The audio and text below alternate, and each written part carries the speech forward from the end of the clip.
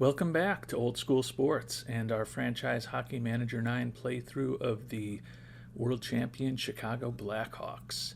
We are in the early stages of the 2024 offseason, and it has been eventful so far for the Blackhawks. We traded away Seth Jones, possibly our best defenseman, but he was making an average of $9.5 million a year for the next 6 years on a contract that was going to take him into his mid-30s. And although he was a very good defenseman, he was not a great defenseman, and felt like getting him off the books was the right thing to do before he turns 30 in a few months. We got a third-round pick for him, and that turned us from having a few $1,000,000 of cap space to over $10 million of cap space. So subsequently, we've signed a number of players we had rights to. We re-signed Jason Dickinson, center left winger, to come back, kind of a defensive specialist for us. And we signed right wing Luke Kunin to a contract. I think that he's a pretty versatile all-around player. We needed some help on the wing. Spent more than we wanted at $5.75 million a year for the next 3 years, but still think that given that we had a hole on the right and left wing, bringing him on board was a smart move. And then we more recently signed left defenseman Gustav Forling, also to a 3-year deal at $3.85 million a year. Pretty versatile defenseman, more of an offensive threat than a defensive defenseman, but still is at least competent in most of the defensive skills. Pretty good physically, pretty good mentally, and as I mentioned, a pretty solid offensive player. So the initial thought with bringing him on board was that we could potentially move on from either Jake McCabe or Connor Murphy, who are two kind of one-dimensional defensemen we have, who are older than Forsling and making more money than him. But as I've thought about it more, I always like to have a strong defense. And at this point, at right defense, we've got Hronek, Anderson, and Connor Murphy. And at left defense, we've got Caleb Jones, Forsling, and McCabe, with most likely Regula as our seventh defenseman. And then we could look to potentially trade away Philip Rose, since he's making a little more money than Regula at this point. And I prefer Regula over him a little bit. He's younger and just a little better in my view. Because I don't know that we'd be able to get Rose to the AHL without losing him. And if we trade him away, that would put us at about $79 million, which gives us the capacity to take on another contract. If we wanted to trade away McCabe or Murphy, the thought was that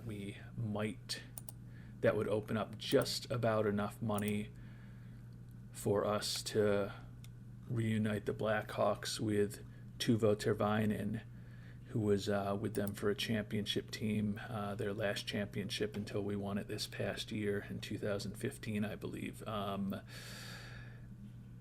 He's a pretty good offensive player. He brings, decent defense, decent mental ratings, decent physical ratings to the table. You can see he scored over 20 goals for 3 straight years in Carolina.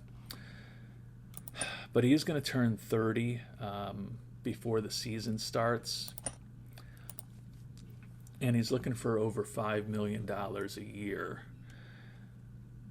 Again, we could absolutely fit him in if we trade away one of the defensemen that I talked about, which would weaken our defense a little bit but improve our wing. But I'm starting to think that bringing back Taylor Radish may be the right move. He's 26 years old, so he's younger, still a pretty good offensive player, sound mentally, decent physically, not as good as Tervainen, admittedly, and he has some pretty solid defensive aspects.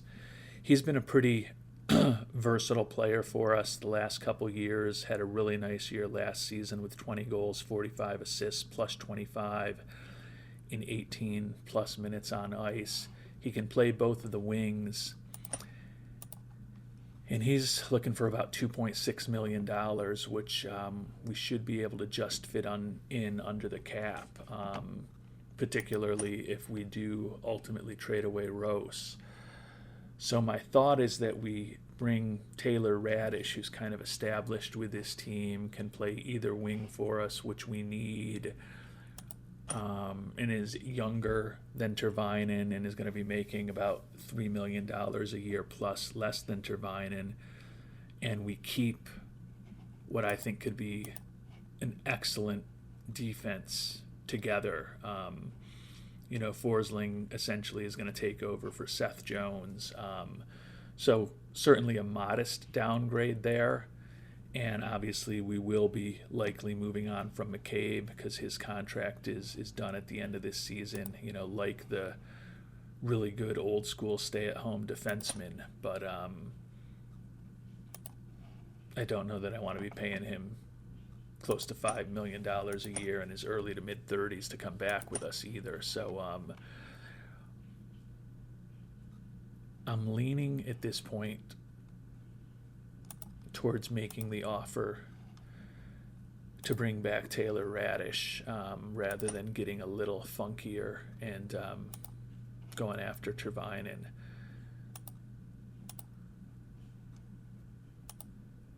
Of course, we're not going to offer him exactly what he's looking for, but $2.45 million over 3 years. Wants to get to 2.52. We'll meet him in the middle at $2.5 million. Submit that offer to Radish, and then assuming that he gets on board, we may look to flip Philip Rose, because again, I don't know that we can get him to the AHL without him being claimed by somebody, and I believe that I prefer to have Regula as our seventh defenseman than him. So we're just gonna shop him right now to get a little sense of what we might be able to get for him. And there's a lot of interest. I don't know if any of the interest is good, but I can get a 7th round pick straight up, along with a lot of single players. It doesn't look like we can get anything more than a 7th round as far as the draft choice based on what we're seeing here. So not all that exciting, but honestly, I don't know that we'll trade him for the 7th rounder, but we'll have to go through and spend some time and look at the players that were offered for him, and there may be, Curtis Douglas isn't a good example because he doesn't look like he's all that great. I don't think we want an older player unless he's really good.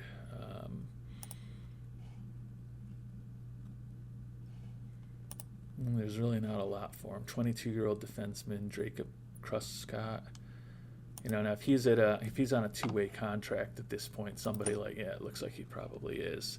Somebody like that, just gives us a little organizational depth and defense, might be fine. But first we've got to figure out whether or not we're actually going to be able to re-sign Radish, and if and when we do that, that'll mean that we likely look to move on from Rose.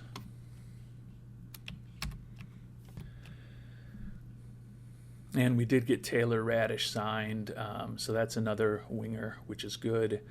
Michael Teply, who was a youngster who was up with us for most of last season, was looking for around $3 million a year. Looks like he is signed with a team. I'm assuming that is the National League, Switzerland. So I think that's going back home for him, I believe. No, he's a Czech, so he's going to play in the Swiss League. So I think we still potentially have his rights for the NHL because he was a restricted free agent. Maybe not. But he was looking for more money than we were willing to spend. Unfortunately, he was a solid contributor last year, 32 points in 64 games, but or sorry, that was with Rockford. He had 29 points in 64 games for us last year. Not quite as good and a lot less goal scoring. He was solid for us, but I preferred Radish to him for less money. I think Radish is a little bit better of a player at this point. And even with Radish on board, left wing is still kind of a weakness for us. Feel definitely better about our centers with Larkin, Horvat on the first and second lines, and then real good about right wing with Kane, Arvidsson, and the newly signed Luke Kunin. And then we've also got the youngster Gavin Hayes, who we signed to his entry-level contract this year, who looks like he probably is good enough to go right to the NHL at this point. Definitely borderline, but we're probably going to be looking for some lower price points also, and he could work there. Definitely could also consider moving on from Jake Evans, making $1.7 million in the final year of his contract. But right now, I think it's time to move on from Philip Rose.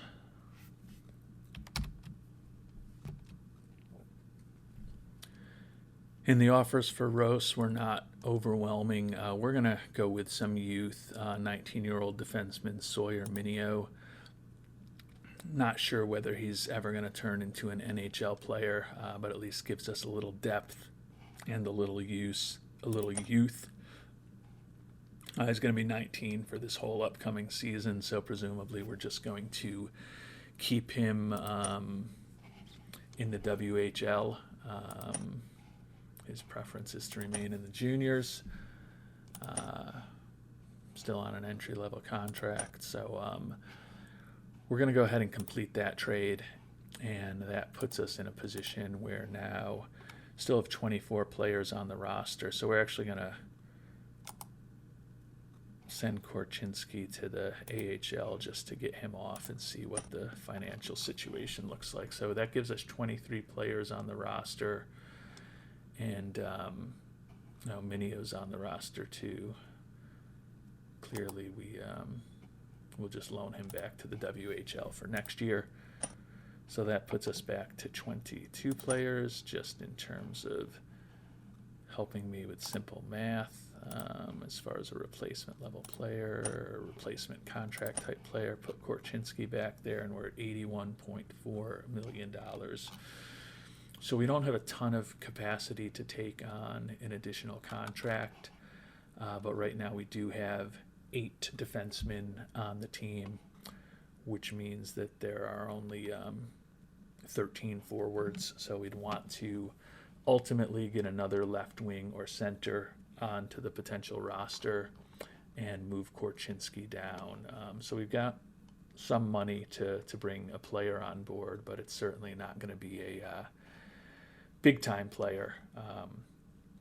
I did mention that we could potentially try to move on from Jake Evans for a guy that's probably not going to be playing every day for us. You can see he played just 51 games last year. I do like the fact that he's respectable defensively. He can play either right wing or center.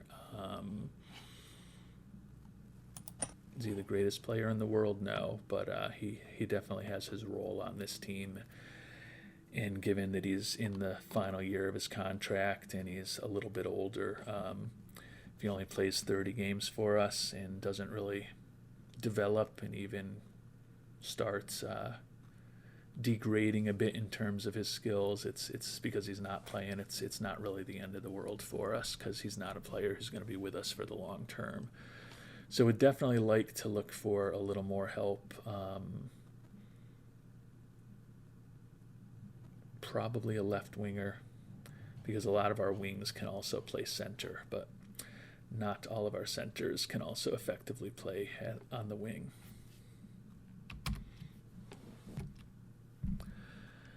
So if Korchinski does go down to open up that last spot, it looks like we can spend around $2 million-ish on a winger and kind of fit him onto the team the way that it looks right now. Obviously, there's always the option to pull a audible on what we're going to do with the defense and to move on from a Connor Murphy or a Jake McCabe. That could free up a lot more money. There is a part of me that's still tempted to do it because I do think that Tervainen would provide us with a little more offense. The issue is he's older and he's kind of headed the wrong way. I just don't know that I want to be paying a guy like that over $5 million a year.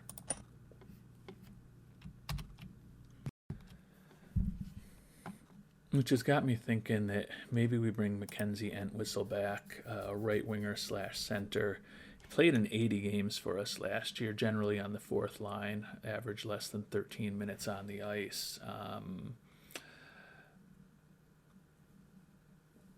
Not a great player, but he can knock people around a little bit.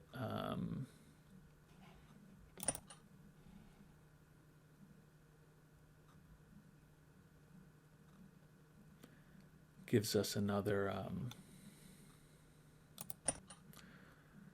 winger, and I guess there is an argument to be made that, you know, he, I believe, is a restricted free agent. Yeah, so he's hasn't gotten any offers from anybody because we did auto qualify him. But if we bring him back for around 1.2 million, that would allow us to potentially move on from Evans, in which case then we've opened up about $2.5 million to add another player on the team. So I think it makes sense to bring back Mackenzie Entwistle, especially because, as I said, the dollar amount is not going to be all that excessive.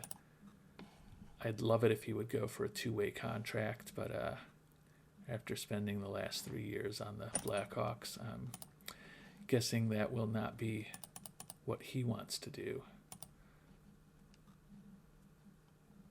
But we're always going to try. Oh, no, sorry, he can't even qualify for that anymore. He's been up long enough. So 1.15 million, and he's willing to think about it. So we'll see what happens with Entwistle. Like I said, bring on Entwistle, and then the question becomes, do we want to move on from Evans, have Entwistle on the team for less money, and then still try to find a different guy to play left wing or center? Or do we just kind of go with the 6 right wings, given that we know that obviously Kane's going to play on the right, but Arvidsson can play on the left, Evans can play center, Kunin can play center, Hayes can play center, and Entwistle can also play center, so they're pretty versatile players there. Just don't want to get in a situation again where we feel like we're short on the left wing side, which is certainly possible, not just in terms of the numbers we have, but also just in terms of the overall talent that we have over there right now. And we did get Entwistle signed and back, so assuming that we'll move Korchinski back down to the AHL now, that puts us at a little less than $1 million below the salary cap, with 7 defensemen, 2 goalies, and 14 forwards, which is generally what we go with. So now the question is just, do we want to move on from Evans now, given that we're going to, if we have Hayes up, we're going to want to make sure he gets some playing time, and probably would prefer to play Entwistle over Hayes, given that he's signed for a couple years also. And if we get rid of Evans, then we've got, $2.6 million that we can bring on a left wing for.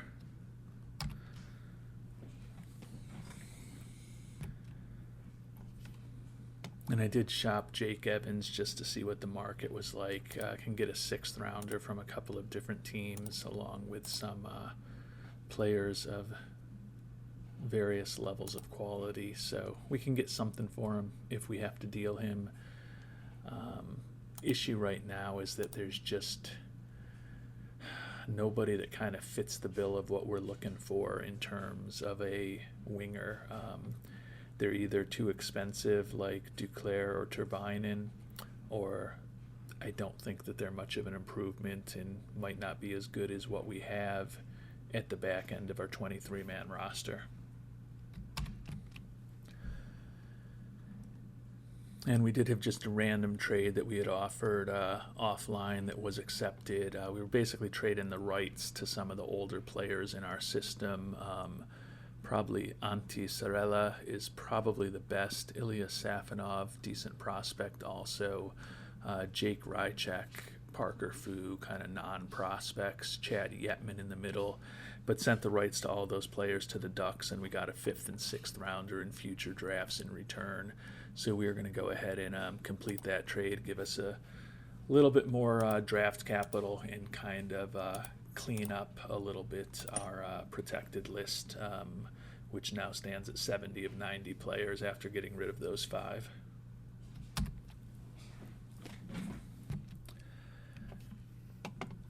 And as I think about things a little more, I don't think we're going to force a move. We obviously could move on from Evans anytime that we want to, either by trading him away or, trying to demote him to the AHL and maybe losing him on waivers. But I think right now I do like the fact that if we have to make a move, or if we decide to make a move, we've got that $1.7 million that could come off the books, particularly when the new season begins. There's a chance that there's going to be a winger who's making $2.4, $2.6, $2.8 million that's going to be passing through waivers that some teams might not be able to pick up, who could be a decent addition to our team, in which case, we'd look to flip Evans, trade him, and pick up a player on waivers. So I don't mind that we're, about $1 million below the cap right now. I feel that with the additions of Kunin, most notably among the right wingers, bringing back Entwistle, signing Hayes to his entry-level contract, we've got some new talent on the right wing. Center, brought back Dickinson. Left wing, brought back Radish. And then in the defense, we brought back Gustav Forsling. And really, honestly, the biggest loss we've had is Seth Jones, which was, in a broad sense, a little bit of addition by subtraction, just getting rid of that big contract. That ultimately allowed us to be able to fit both Forsling and Kunin on the roster. So I feel like we're a better team than we were at the end of last season. Obviously, the proof will be in the pudding when we get to the regular season, but although it's only July 13th, I think the very heavy lifting of this offseason is probably already done for the Blackhawks. And as we get to the month of August, the champion Blackhawks continue to be very popular jerseys. Mackenzie Blackwood at 17, Bo Horvat at 10, Dylan Larkin at 8, Patrick Kane at 7, and the recently re-signed Taylor Radish at 2. I guess people like to know that he was going to be with us for a couple of years. A little bit of a surprising player to have his jersey so popular, but happy to have Mr. Radish back on board.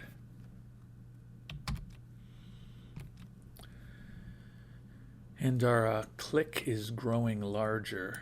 Hasn't caused any problems yet, but certainly not optimal, especially because it's grown to 5 people with the addition of the youngster Gavin Hayes. But given that we've got the future Hall of Famer, our best player Patrick Kane, starting goalie Mackenzie Blackwood, as well as Colton and Anderson Dolan, don't really know that there's we're probably going to have to kind of let that clique do whatever they want. Hopefully they don't decide that they hate anybody, although there is a conflict between Anderson Dolan and Cole Gutman, but Gutman is going to be leaving us. We're not re-signing him. He's still a free agent at this point. He's an unrestricted free agent. Not really any interest in him at this point. I guess we could. I assume he's still on our protected list. Maybe not. But I was going to say we could just trade him away or renounce the rights to him, but I think he's an unrestricted free agent, so he shouldn't even be on that list. I guess we got to wait for him to sign with somebody for that conflict to officially be over, but hopefully that will happen at some point down the line before the season starts. And now we're just kind of looking to clean up our roster, give us a little depth for the season. Feel like we could use a goalie who's a little more established down in the AHL. When you look at our roster right now, happy at the NHL level with Blackwood and Stolars. We've got guys who we hope will potentially grow into something for the future in the recently signed Drew Comesso and Dominic Bass, but I don't think either of those guys is ready if we do have an injury to one of our goalies. So hoping to find someone cheap and willing to sign a two-way contract who can potentially stash down in the AHL, hopefully not get picked up through the waiver process after the preseason, and have as an insurance policy in case we do have some injuries down the line. And Eric Colgren is willing to sign a two-way deal with us, so we are going to go ahead and submit an offer to him. Definitely fits the bill of what we were looking for. A guy who does have some NHL experience last year with the Kraken and earlier with the Maple Leafs back in the 21-2022 season. So kind of gives us an insurance policy if we're able to get him signed that if we do have an injury at the goalie spot, we won't be totally hosed in terms of our backup position. And as the preseason draws closer, 4 of the top 9 selling jerseys in all of hockey were Blackhawks, and with the exception of Kane, Larkin at number 1, Horvat at number 3, and Mackenzie Blackwood at number 9 are players that have been added in the 2 years that we've been running the team. So in addition to having some success on the ice, we're also having some success on the financial front, getting people to buy our crap.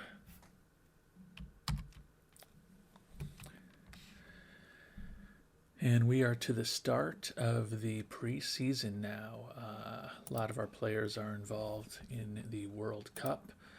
You can see Anderson, Hronek, Larkin, Kane, and Arvidsson. So we've got 36 players in camp right now, since we're going to be short several of the top players on our team.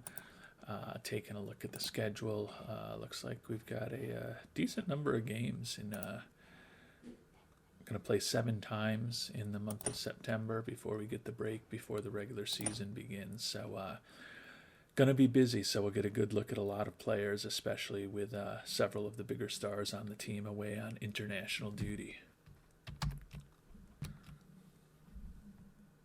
And it looks like it was generally a pretty good camp for the Blackhawks. You can see some of our younger players definitely did some significant improving while they were up with the big team, notably Kevin Korchinski, the young defenseman, which is nice to see. A lot of improvements. So that's good. And also some of the younger players, Linus Eriksson, Matteo Rotundi, Antonin Barreau, we've picked in the draft over the past few years, Xavier Veilleux, Frank Nazar, Sasha Boisvert, Luke Coughlin. So a lot of our key draft picks. Whoa. Nathan Villeneuve had, don't know if I've ever seen as significant improvement as that in one camp. So that was really nice to see for the youngster. A couple of our older players recently re-signed Jason Dickinson and Bo Horvat. moving in the wrong direction at their age and in this point in their careers, but overall it was definitely a good camp for the Blackhawks. Season tickets, 17,898, so that's good to see. Luxury boxes sold 133, and we once again lead the league in season tickets despite our higher prices this year coming off the championship. So good news there. Still have a couple of games left. You can see we're 5-0 in the preseason so far. Just want to get through these last two games against St. Louis and Toronto without any significant injuries. And we did split those final two games of the preseason, which is fine with me. I think if you go undefeated in the preseason the whole way, it's bad mojo for the first game of the year. So we've got about 10 days off now until the season begins. Obviously going to be very wrapped up with waivers. Most importantly, the Blackhawks roster is all healthy. Have not had our two top offensive players, Dylan Larkin and Patrick Kane, in camp, as they have both been very involved in the happenings at the World Cup. But looks like they